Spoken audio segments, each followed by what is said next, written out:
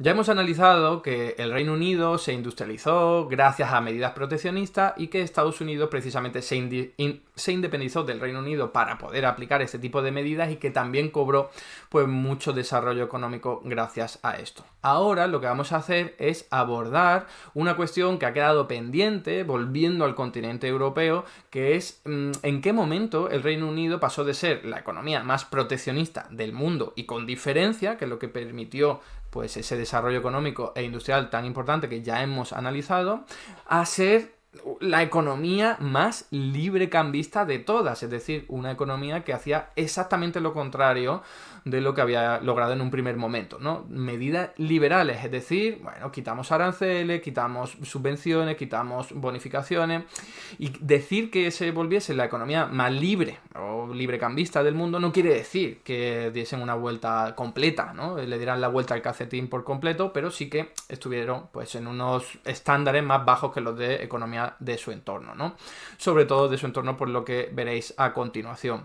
Y claro, esto no ocurrió de la noche a la mañana, esto pasó a lo largo de décadas, no estoy exagerando, de verdad, el Reino Unido no pasó, como digo, de un primer momento de la noche al día, venga, vamos a cambiar nuestras medidas y que nos vamos a otro extremo, sino que pasó bastante tiempo porque había mucha resistencia, o sea, se estaba realizando un tipo de políticas muy particulares que estaban dando buenos resultados, pero que pues mucha gente decía, oye, nos puede ir mucho mejor si hacemos otro tipo de política. Ya sabéis quiénes son, los típicos de siempre, David Ricardo, Adam Smith, bueno, pues esos popes del liberalismo económico que iban poco a poco con sus mensajes pues afectando a ese imaginario colectivo y convenciendo a mucha gente. Como digo, décadas, que es lo que se tardó en poder cambiar de mentalidad y acabar aplicando políticas de libre comercio que ya mantuvieron durante un montón de tiempo hasta prácticamente la actualidad, ¿no?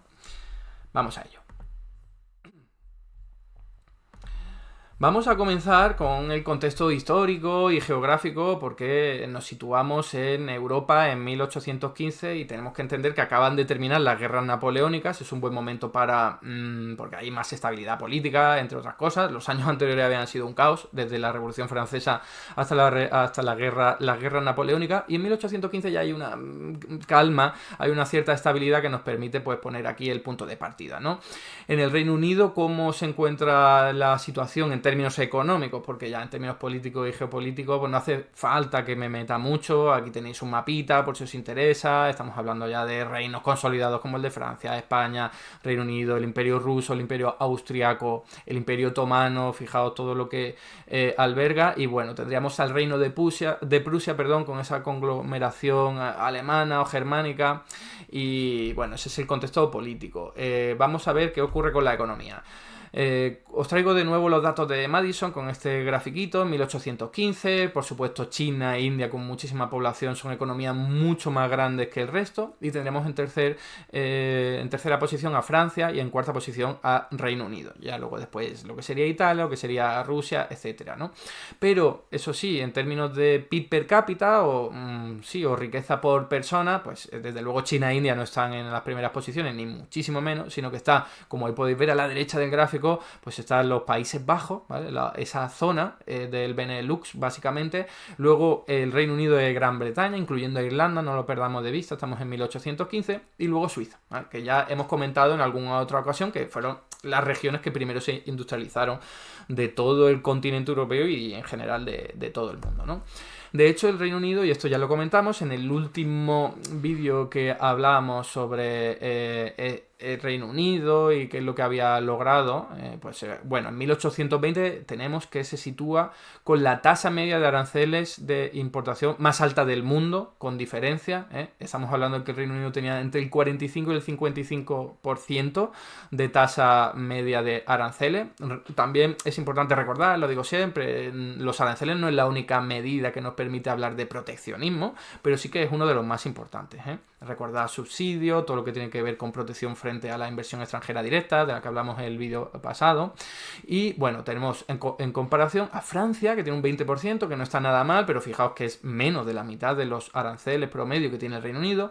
Alemania y Suiza un 8-12% y luego los Países Bajos 6-8%. Yo ya he comentado en más de una ocasión y lo haremos más en el futuro, que los Países Bajos y también Suiza, al ser economías tan pequeñas y al haber sido las primeras en llegar, eso es importante, recordemos que esto del proteccionismo es yo subo la escalera el primero y luego la tiro la escalera. Bueno, pues a los Países Bajos y Suiza, como ya estaban en un primer momento en lo más alto, pues no le hacía falta tirar la escalera, ¿no? Podían permitirse que hubiese una escalera para los demás y luego competir más o menos en igualdad de condiciones. Entonces, de aquí partimos, de esta situación que va a ir cambiando poco a poco en el caso del Reino Unido y también en el resto de países que se van a ver lastrados, empujados, forzados por el Reino Unido a aplicar políticas más librecambistas y menos proteccionistas, pero esto, como ya he repetido en más de una ocasión, va a durar décadas, ¿no? Partimos de 1815, como estaba diciendo, estos son datos de 1820 porque los tengo bien identificados, no es fácil conseguir datos de este tipo, pero no sirve, es parecido a lo que había en 1815, ¿no?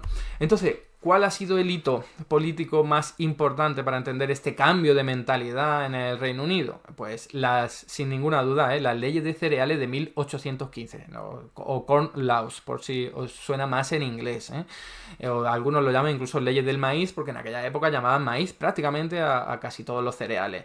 Y bueno, pues ¿por qué se crea esta ley y en qué consiste? Pues fijaos, tras las guerras napoleónicas, el precio de los cereales bajó bastante, porque bueno, en el momento de conflicto bélico siempre los precios suben, eso lo sabemos muy bien, y en el momento en que hay más calma y mayor estabilidad, pues hay estabilidad política, bélica y también estabilidad económica, ¿no? Pues entonces se normalizan los flujos comerciales y por lo tanto se puede bajar los precios de muchos de los productos, entre ellos el de los cereales, lo que hace que entren muchos productos muy baratos, productos cerealísticos, desde el continente hacia las islas de Gran Bretaña, y entonces, oye, que esto nos puede hundir nuestro mercado interior, estamos protegidos, pero ha bajado demasiado el precio de los cereales y ha compensado incluso la protección que tenemos. Así que lo que vamos a hacer es crear una nueva ley que va a unificar todas las que ya existían. Desde el siglo XIII, ya lo hemos comentado, en el Reino Unido había medidas para protegerse de productos extranjeros, y lo que hacemos es unificarlas todas en una única ley que se va a conocer como las leyes de cereales, que fue, pues eso, sancionada en 1815 y que buscaba eso, ¿no? Fijaos que el nombre oficial de esta ley es una ley para modificar las leyes actualmente vigentes para regular la importación de cereales. Toma ya, chorizo de nombre súper largo, pero fijaos que es muy, muy claro, ¿no? Es una única ley, pero que integra el resto de leyes que ya existían para protegerse de esa importación de cereales. Entonces, ¿cuál es muy amplia la ley, pero ¿cuál es lo más importante que establece? Bueno, que se prohíbe la importación de cereales siempre que el precio no superara los 80 chelines, ¿no? En el caso de que los superara, pues esta prohibición ya no funcionaba, ya no estaba en vigor, pero ¿qué pasa? Que desde 1815 hasta 1846 los precios nunca superaron eso de los 80 chelines, ¿no? Así que esa prohibición se mantuvo hasta 1846, que es el año en el que se va a derogar esta ley, que no es tampoco el momento en el que el Reino Unido pasa a ser librecambista, pero sí un paso importante, como veremos a continuación. Fijaos, sabéis todos quiénes Thomas Malthus, o casi todos, ¿no? Pues un demógrafo, economista, analista, llamémoslo como queramos, de esta época, y él mismo se posicionó al respecto de esta ley y dijo que le parecía un precio justo para proteger la industria, pues en este caso vinculada al maíz, ¿no? Y a los cereales, porque ya lo hemos comentado en más de una ocasión, las medidas proteccionistas del Reino Unido lo que hacían era bajar los aranceles de aquellas materias primas que se necesitaban elaborar luego para tener un producto manufacturado, ¿no? Pero claro, los cereales es otra cuestión, porque no necesitas cereales para producir mucho producto, casi ningún producto, ¿no? Entonces eso era algo más pensado para proteger a la industria agrícola, en este caso, del Reino Unido, y que no tuviese que competir con unos precios que lograban ser mucho más bajos en el resto del continente. Pero claro, esta ley recibió muchísima contestación ya desde un primer momento, sobre todo desde 1816, justamente un año después, porque ese año fue de hecho se denomina año sin verano, porque hubo una erupción del monte Tambora en Indonesia justo un año antes y eso, bueno, tuvo un impacto climático importante y redujo el rendimiento drásticamente de los cultivos, ¿no? Eso provocó una hambruna, perdón, en el Reino Unido y en otros muchos países y claro, tú estás viendo que tienes muy pocos cereales y encima pues bastante elevados de precio y que podrías comprarlos fuera a un precio más barato, bueno, pues la gente se cabrea porque empieza a culpar a esta ley y dice, esta es la culpable de que nosotros nos estemos muriendo de hambre. Así de básico, ¿no? Y así de simple. Eso genera un movimiento en contra, bastante popular. De hecho, ahí la imagen esa que tenéis ahí es una especie de lápida o de placa que conmemora a gente que fue ahorcada por rebelarse frente a esta ley, por provocar disturbios, ¿no? Entonces, bueno, esto es algo que ha tenido pues una repercusión importante en la sociedad inglesa, ¿no? A pesar de que ha pasado un montón de tiempo y simplemente pues esa placa ahí para que lo sepáis, ¿no? Pero no quedó la cosa ahí. En 1820, pues la petición de los comerciantes fue presentada a la Cámara de los Comunes y lo que hacía era exigir el libre comercio, pedirlo, solicitarlo y el fin de los aranceles proteccionistas, ¿no? Ya no es solo el pueblo, sino que ya los comerciantes se empiezan a organizar para presentar en la Cámara de los Representantes Populares medidas para, si no abolir estas leyes de los cereales, que al menos suavizaran un poco, ¿no? Entonces no tuvieron mucho éxito porque en ese caso el primer ministro, el Lord Liverpool, pues que por cierto que él afirmaba estar a favor del libre comercio, bloqueó la petición, no dejó pasar por ahí, bueno, por intereses económicos, políticos, nos podemos imaginar un poco por qué, a pesar de estar a favor del libre comercio, de boquilla, ¿no? En 1821, solamente un año después, el presidente de la Junta de Comercio pues redactó un informe del Comité de la Cámara de los Comunes. Bueno, muchísimas gracias, Chilvegan, por esa renovación en la suscripción. Y como digo, redactó un informe del Comité de la Cámara de los Comunes que recomendaba un retorno al comercio de los años anteriores a 1815. Ha pasado otro año más tarde y se sigue ejerciendo presión a los gobernantes, en este caso a la Cámara de Representantes, para que den marcha atrás con esa ley que ya llevaba pues 6 años, unos 5 o 6 años en vigor, ¿no? Es decir, que hay una contestación constante, perenne, pero que se va filtrando a través de diversos canales, ¿no? De hecho, tenemos que avanzar un poquito más adelante en el tiempo y llegamos a 1828, ya han pasado unos cuantos años, y ahí ya se sucumbió.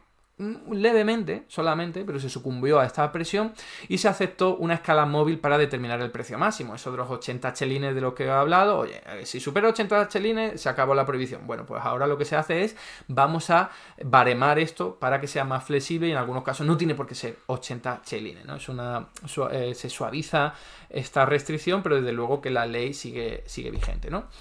Y pasó también una cosa muy curiosa y es que los capitalistas industriales se sumaron por varios motivos. El primer motivo es porque, y esto ya lo hemos comentado también anteriormente, ¿qué interés puede tener un capitalista industrial, una persona que lleva una empresa de fabricar productos manufacturados, en que se bajen las importaciones de los cereales? Bueno, pues fácil, que los trabajadores suyos pueden comer más barato y por lo tanto los empresarios no hace falta que le paguen tanto en salario. Esto es una típica estrategia del siglo XIX, sobre todo a principios del siglo XIX, lo que los capitalistas lo que hacían era exprimir al máximo la clase trabajadora, ¿no? Entonces, claro, por un lado les interesa a los capitalistas industriales y por otro están ya diciendo, que ya lo hemos comentado en alguna que otra ocasión, oye, somos ya los número 1 aquí en el continente europeo y en todo el mundo fabricando productos. Ya no necesitamos tanto las medidas proteccionistas, ya lo que queremos hacer es que todos los países abran sus puertas para que podamos inundar sus mercados con nuestros productos y así conquistar sus mercados, como son ya los más eficientes o casi los más eficientes de todo, porque como ahí os comento, en algunas zonas de Bélgica, la zona actual de Bélgica o la zona de Suiza, sí que tenían una tecnología superior y que Inglaterra y que el Reino Unido en general, y lograban ser más competitivos, pero salvo esas regiones, en el resto de productos y de zonas, el Reino Unido ya era incontestable. Estamos hablando de principios del siglo XIX. Entonces ya no le interesaba tanto la protección, porque claro, sí, se protege el Reino Unido, pero también se protege en el resto de países. Entonces ya empezaban los capitalistas manufactureros a preocuparse por ello y dijeron, oye, pues, si ahora aquí el pueblo está en contra de estas leyes proteccionistas, pues nos sumamos al carro y generamos presión discusión para que también vayan quitando otras leyes proteccionistas. Y como digo, pues financiando protestas, como podéis ver en ese dibujo, a favor del libre comercio, porque por un lado está pues ese caballo de batalla que sería las leyes de los cereales, pero seguro que caída ese muro cae muchos otros más, ¿no? De hecho, fue tanta la movilización que hubo en contra de estas leyes de cereales que incluso se creó una liga, que sería una especie de lobby, pues seguramente uno de los más importantes de la época. Fue fundada en 1838 esta liga por Richard Cobden, muy importante de cara a lo que vamos a ver, y sobre todo es un héroe del folclore del libre comercio, ¿eh? ¿Y qué es lo que hacían? Bueno, pues ellos como liga celebraban un montón de mítines muy concurridos, ¿eh? Fijaos ahí, tenéis un dibujo de la cantidad de gente que iba, enemistados, contrarios hacia las leyes de cereales. Se había logrado movilizar a mucha gente después de mucho tiempo, después de muchas hambrunas, señalando a esas leyes como las culpables. Y lo que querían era realizar una cruzada para convencer al Parlamento de que derogara las leyes de cereales, ¿no? De hecho, la Liga fue responsable de poner a la opinión pública y a la élite en contra de las leyes. Pues por supuesto, en esta liga había capitalistas industriales de los que ya hemos hablado, pero también otros empresarios y también pues gente que no directamente era empresaria, pero sí tenía intereses en ello, ¿no? ¿Qué es lo que hacían? Pues celebraban reuniones, mítines, por supuesto cargados de muchísima emoción, y también repartían muchísimos folletos que tenían mucha discusión, ¿no? De hecho, en 1843, ya unos años después de su creación, llegaron a repartir 9 millones de folletos solamente con una plantilla de unas 800 personas. Eso es muchísimo, ¿eh? Estamos hablando de 1843. La tecnología, las capacidades, los medios para distribuir este tipo de folletos pues eran limitados. Y esto es algo que se estudia hoy día, ¿eh? Como uno de los primeros lobbies, más allá de los sindicatos, en movilizar a tantísima gente por un objetivo más o menos noble, ¿no? Al menos así lo consideraban ellos, ¿no? ¿Qué es lo que hacían también de esta liga, de este grupo de presión? Financiar a escritores como William Cook Taylor para que viajaran por las regiones manufactureras del norte de Inglaterra para difundir su causa. Así de sencillo, ¿no? También, de hecho, os llamará la atención si no lo conocíais, esta liga fue la que ayudó a fundar a la revista que hoy día sigue vigente, que es The Economist, en 1843, solo para que hiciese lobby a favor del libre comercio, ¿no? En este caso, primero combatiendo las leyes de cereales, pero luego, ya sabéis, yendo mucho más allá, que hasta la propia actualidad, pues The Economist sigue dando guerra en este sentido, ¿no? Y exigiendo y pidiendo y haciendo lobby a favor de medidas neoliberales como ya las conocemos hoy día, ¿no? Aquí os presento a un personaje bastante importante para la época y para todo este movimiento, que es Charles Pelham Villiers, que bueno, fue el diputado liberal del partido Whig, en este caso del Reino Unido, no de Estados Unidos, como comentamos en un vídeo anterior. Y él lo que hacía era promover mociones de derogación todo el rato en la Cámara de los Comunes, ¿eh? Todos los años, desde 1837 hasta 1845. Podéis imaginar la presión, ¿no? Todo el rato, venga, aquí presentando mociones, hay que derogar esto año tras año. Pues os podéis imaginar que eso va haciendo mella en la mentalidad de la gente poco a poco. En 1842, de hecho, la mayoría en contra de la derogación era de 303 parlamentarios, 1842, y solamente 3 años después ya esa cifra había caído a 132. O sea que poco a poco se iban minando esas creencias de que las leyes de cereales eran buenas y que el proteccionismo era bueno para el país, etcétera, etcétera, ¿no? Insisto, no fue de la noche a la mañana, ni muchísimo menos, ¿no? De hecho, simplemente porque lo conozcáis, en 1838 Villiers se hizo bastante famoso por hablar en una reunión, en una congregación de 5.000 trabajadores, gente de clase trabajadora en Manchester. Eso fue muy sonado y claro, le dio mucho apoyo popular y también por parte de la clase trabajadora, que veía pues esta ley como una restricción muy importante y un obstáculo para que pudieran comer y alimentarse de una forma más barata, ¿no?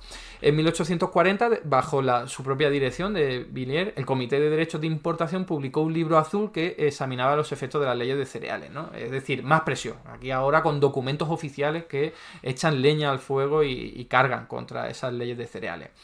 The Times, que es una revista que ya hemos comentado, declaró, de hecho, que, y leo literalmente, fue el señor Charles Villiers quien prácticamente originó el movimiento de libre comercio. Para que veáis lo importante que fue este hombre en esta cruzada o en esta causa.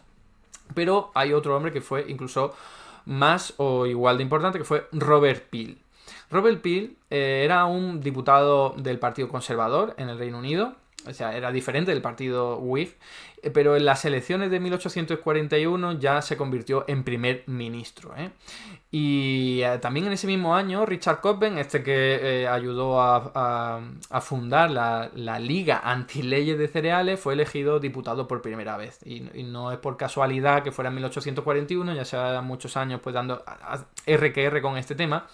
Y fijaos que Robert Peel, que él se había mostrado muy a favor de al menos cambiar la ley, al final no hizo nada, ¿eh? Llegó a primer ministro y no hizo nada, se resistió como el que más, a pesar de que él mismo pues decía que había estudiado las obras de Adam Smith, de David Hume, de David Ricardo, y bueno, en 1839 es que llegó a decir: he leído todo lo que han escrito las más grandes autoridades en economía política sobre el tema de la renta, los salarios, los impuestos y los diezmos. Es decir, era un tío súper liberal de la época, claro, a estos liberales los seguía, y sin embargo, en el momento en que llegó a primer ministro, pues no se atrevió a derogar esta ley. Y bueno, aquí han surgido muchas teorías de por qué este hombre, que precisamente había ganado pues este apoyo popular gracias a posicionarse en contra de estas leyes, cómo es que al final llega al gobierno y no hace nada de eso que había prometido. Bueno, pues intereses políticos, presiones, cambios de opinión, en fin, un poco de todo ahí. Por si os interesa el tema podéis profundizar un montón, hay muchísimo escrito al respecto, ¿no?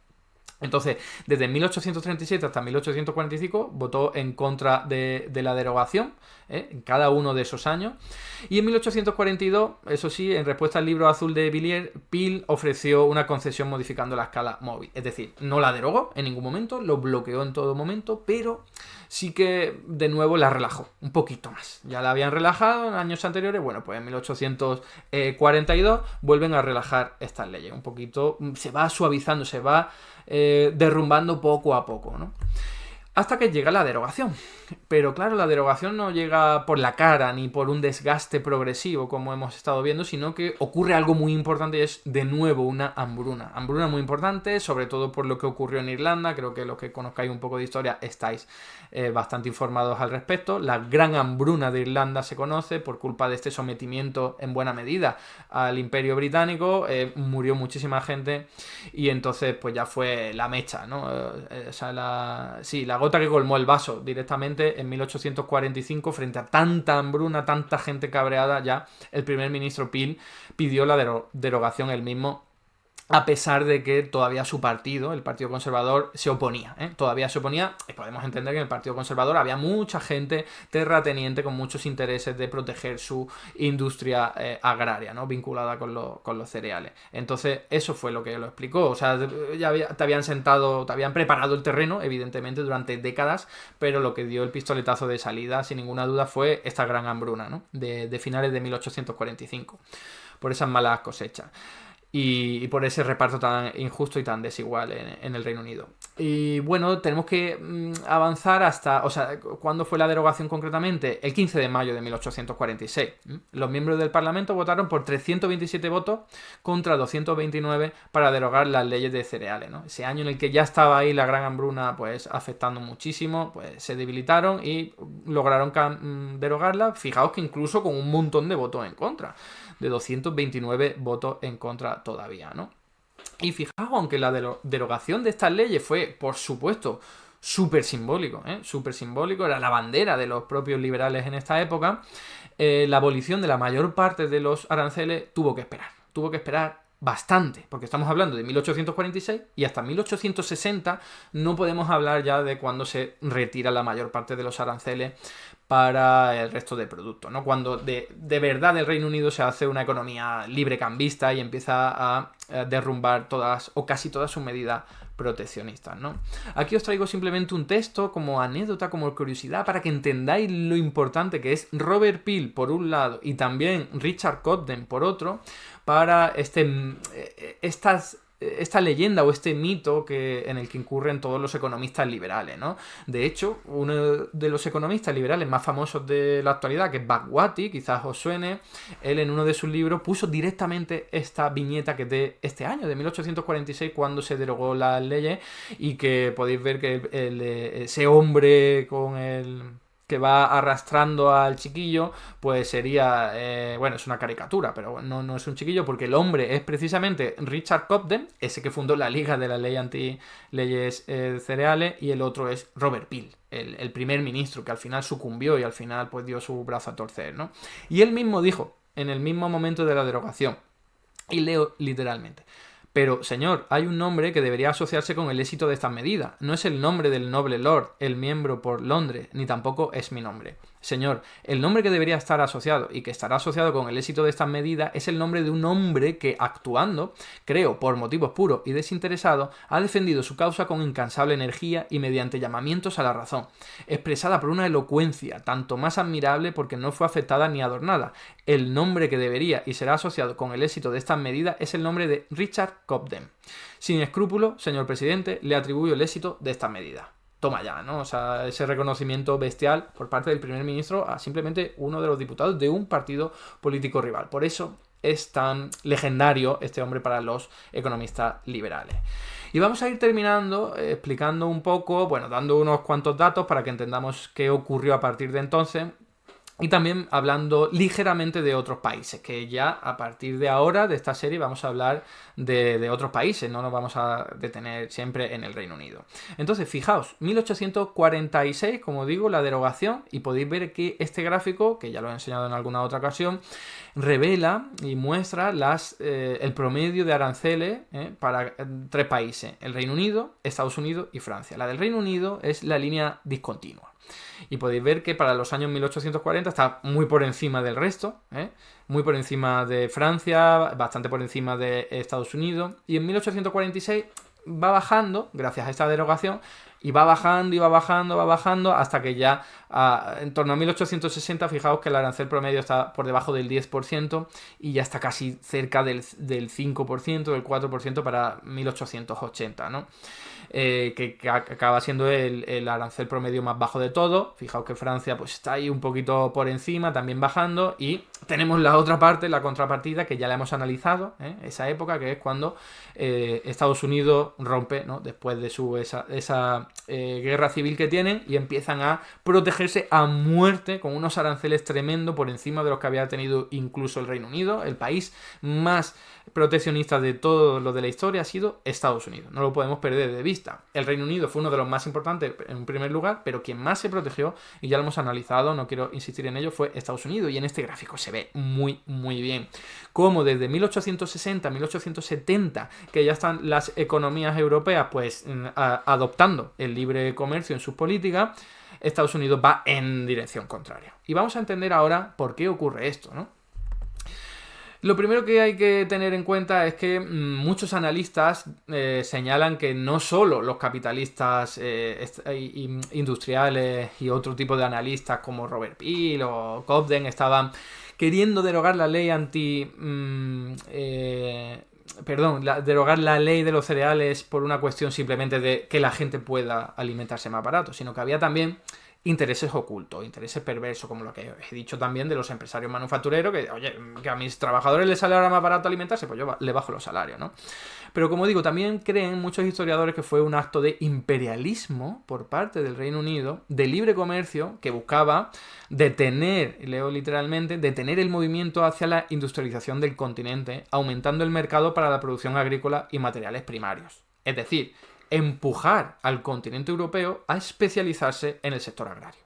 Claro, si tú ahora, poneos, ¿no?, en la situación desde el Reino Unido, tiras esas leyes que te protegían y lo que hace es fomentar y lograr que le salga más rentable al resto de Europa, pues de especializarse en actividades agrarias, ya no lo van a hacer en las actividades manufactureras, que a la larga dan mucho más dinero, ¿no? Porque son más productivos y por todo lo que hemos comentado en esta serie de vídeos un montón de veces. Entonces, este es también uno de los objetivos perversos, ocultos, que se quería conseguir con esta derogación de estas leyes y del resto de leyes proteccionistas, ¿no?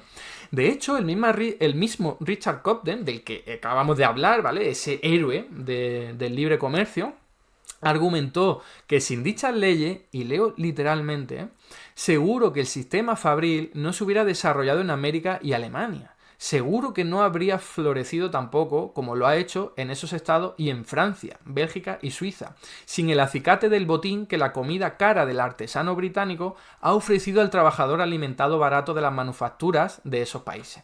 ¿Veis? Lo mismo, o sea, Richard Cobden está reconociendo que esas leyes ayudaron precisamente a industrializar no solo en un primer momento al Reino Unido, sino al resto de países, porque claro, si tú te industrializas y vas a lo tuyo desde el Reino Unido, estás dejando vía libre a los demás que hagan lo mismo, que se protejan ellos y que sigan más o menos el mismo camino. Es diferente a tumbar todo, esas protecciones, y empezar a competir, porque entonces tienes que competir en lo que mejor se te dé, o si no, te arrasan y no te puedes proteger y acabas muy mal, ¿no? Entonces, hasta el mismo Richard Cobden dijo, gracias a estas leyes, otros países europeos han podido industrializarse, ¿eh? Fijaos. De hecho, con el mismo espíritu, en 1840, John Bowring, de la Cámara de Comercio, un miembro clave de la Liga, explícitamente recomendó a los Estados miembros de la Zollverein alemana, un sindicato importante, especializarse en trigo creciente y venderlo para comprar bienes británicos manufacturados. O sea, la historia de siempre, la de, oye, tú dedícate a esto, que se te da mejor, aunque no te sea muy rentable. A mí me sale mucho más rentable dedicarme a la manufacturera, pero así es la división del trabajo. Bueno, pues como digo, desde la propia Cámara de Comercio, desde la propia Liga, eso es lo que se recomendaba a países como lo que hoy día sería, o regiones como que hoy sería Alemania, ¿no? También una comisión francesa de consulta a principios del siglo XIX también argumentó que Inglaterra ha solo llegado a la cumbre de la prosperidad persistiendo durante siglos en el sistema de protección y prohibición. O sea, esto lo sabían en algunas esferas del continente europeo, pero ¿qué es lo que ocurre? Que está la potencia hegemónica del continente, que es Gran Bretaña, presionando al resto de países para que bajen ellos también los aranceles, ¿vale? Esto de 1846 hasta 1860, el Reino Unido quitando abajo sus aranceles y sus medidas proteccionistas, no fue simplemente un movimiento unilateral, sino que fue bilateral y multilateral con respecto al resto de países, porque se iba convenciendo a la gente de, ya sabéis, yo he llegado arriba, ahora tiro la escalera, que nadie más pueda subir aquí, ¿no? Y claro, es la potencia hegemónica, lo está logrando incluso por la fuerza, ¿no? De hecho, fijaos, en 1860 el Reino Unido firmó con Francia, durante el mandato de Napoleón III, el famoso tratado comercial anglo-francés Cobden Chevalier, no por casualidad se llama así, que fue el clarín del periodo del liberalismo comercial en el continente, entre 1860 y 1880 prácticamente, que esos años son casi de liberalismo comercial, casi, entendedme bien, es de casi liberalismo comercial en todo el continente, por culpa del Reino Unido, que empezó a hacer lo que Estados Unidos lleva un montón de tiempo haciendo desde la actualidad, ¿no? Que es empujar a los países en desarrollo a que se especialicen en agricultura, en ganadería y en servicios y en productos primarios, porque la manufactura de alto valor añadido le quiere quedársela él solo, ¿no? Pues aquí lo mismo, imperialismo económico, imperialismo librecambista por parte del Reino Unido. Y fijaos, os traigo aquí un cuadro que creo que no va a dejar lugar a dudas. Muestra las tasas arancelarias promedio sobre productos manufacturados aplicadas por algunos países desarrollados en sus fases iniciales de desarrollo, ¿eh? Ahí lo podéis ver, es un promedio ponderado y es en porcentaje de valor. Os muestro solamente 2 años, 1820, que sería este momento en el que todavía el Reino Unido está muy proteccionista y el resto de países de su entorno también, ya lo hemos comentado los datos que había, y 1875, esta época de mayor esplendor del libre comercio en Europa. Pues fijaos, el Reino Unido bajó esta tasa promedio desde el 45-55 que hemos comentado antes a cero. Tenía otro tipo de medidas proteccionistas, subvenciones, investigación y desarrollo, etcétera, pero aranceles, cero, ¿eh? Es uno de los pocos países en el mundo y en la historia que ha logrado esto. Y luego fijaos otro, Alemania, que estaba en el 8-12, pasa al 4-6, Austria, que la R en este cuadro significa que no tiene sentido, no es significativo hablar de aranceles porque casi todos los productos estaban restringidos, ¿vale? Toda la importación de productos estaba restringido, pues pasa de restringir la importación a simplemente bajarlo al 15-20%. Bélgica es un caso extremo del que hablaremos en un caso particular, del que hablaremos en otro momento, porque sí que aumentan ligeramente los aranceles, pero el resto los baja también. Dinamarca del 25-35%. al 15-20, España de no ser significativo al 15-20, Francia de no ser significativo al 15-15, al 12-15, perdón, Italia al 8-10, Japón al 5, Países Bajos al 3-5, Rusia al 15-20, Suecia al 3-5, Suiza pasa de 8-12 al 4-6, ahí lo tenéis. ¿Y quién está en el otro extremo? Exceptuando Bélgica, que sí que se protege un poquito de estos años, Estados Unidos, que pasa del 35-45 al 40-50. O sea, Estados Unidos va a su bola, va a contracorriente porque sabe qué es lo que le interesa y no por casualidad Estados Unidos fue la potencia que más se desarrolló durante los años que van a seguir, ¿no? De hecho, os traigo aquí una declaración súper chula de Ulysses Grant, que fue el 18º presidente de Estados Unidos, y os lo voy a leer literalmente, ¿eh? Durante siglos, Inglaterra confió en las medidas de protección, las llevó al extremo y obtuvo resultados satisfactorios. Es una cita de 1868, que no lo he dicho. No cabe duda de que a ese sistema debe su fortaleza actual. Tras 2 siglos, Inglaterra ha encontrado conveniente adoptar el libre comercio porque la protección ya no tiene nada que ofrecer. Muy bien, caballero. Mi conocimiento de nuestro país me lleva a pensar que en un par de siglos, cuando América haya obtenido todo lo posible de la protección, adoptará el libre comercio. 1868. O sea, se equivocó en las fechas porque dijo 2 siglos y no, evidentemente Estados Unidos lo logró mucho antes de 2 siglos, pero fijaos que dio en la clave. O sea, lo tenía claro y aceptó con este pronóstico, como ya hemos visto en varios vídeos anteriores, ¿no? Estados Unidos sí resistió a la presión por parte de Gran Bretaña y lo que hizo fue aplicar medidas proteccionistas y de hecho fue el que más. También tenía esa ventaja de tener un país muy grande, que iba creciendo, con muchos recursos naturales, no podemos perderlo de vista.